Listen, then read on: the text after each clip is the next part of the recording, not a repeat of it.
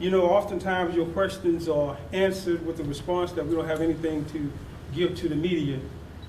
That does not mean that this case is not going anywhere. This case is not standing still. It's moving and it won't quit.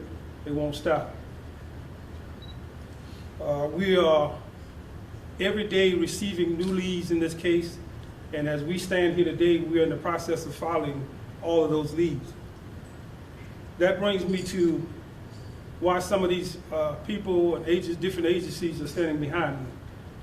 First of all, I want to take time to introduce some of the people that's behind me. I have my Chief Deputy, Kenny Kinsey, Major Rennie Williams, Lieutenant of Investigations, James Shumpert. The lead investigator on this case is Culpepper. I have other investigators here, Johnny Thor, Riley Garvin, Craig Davis, Leonard Kane, and I also have today with me some other agencies, and that's one of the main purposes we're here today. I have created a task force, and the other agencies that I have here today, I have from the FBI, we have Agent Michael Stansberry. Yes.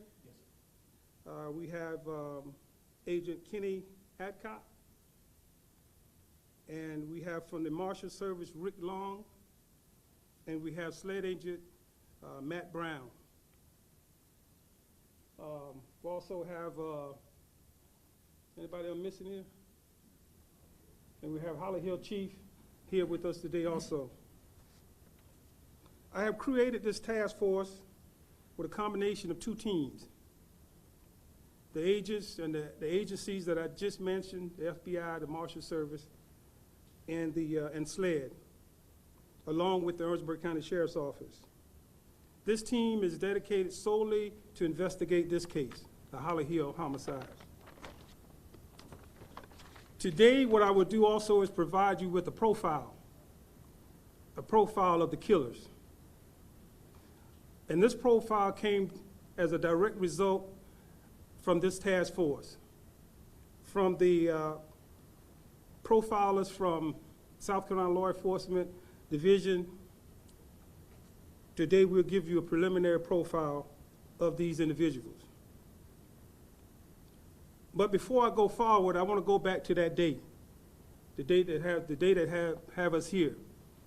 On Wednesday, July the 15th, 2015, we responded to 1750 Old State Road in Holly Hill, South Carolina. Deputies arrived and discovered that 5 people had been shot, 4 that did not survive from their injuries. 1 child, 8-year-old child, Dreams Nelson, that was clinging to life, that were later airlifted to MUSC for life-saving treatment. These victims did not deserve to die this way. The community of Orangeburg need to come together, and from our experience, they are coming together to ensure this state and this nation that we will not tolerate here in Orangeburg County these offenders that have committed this crime to walk among us as citizens of this county, because they have forfeited their rights. Law enforcement and the community should speak out for these victims that can no longer speak for themselves. On their behalf, what should we say? We should say that their lives should be cherished, and again, it cannot be tolerated for such a brutal act, and allow these offenders to walk among us any longer.